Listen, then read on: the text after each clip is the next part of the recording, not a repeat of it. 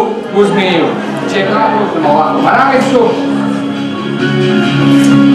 Malo začaraj u maramicu. Odlično, tako, jesi li?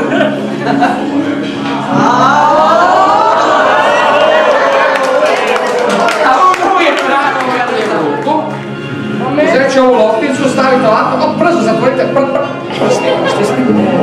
sad poklopite drugom ruku i ovo.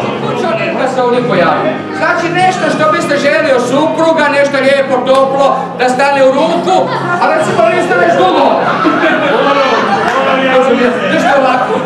Znači, gospođo, malo ovako pogladite ruku, tako pomazite, ovako pomazite. Mislite na vašu želju? Mislite? Polako otvarajte ruku, polako.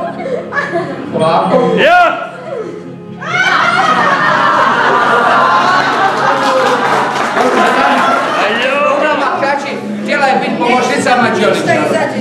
Ništa ovo neće izaći, ovo je obični štap, evo pogledaj. Znači obični. Kako se zove? Anja! Ala Vanja. Znači uzmi ovaj štap ovako i nemoj mahati.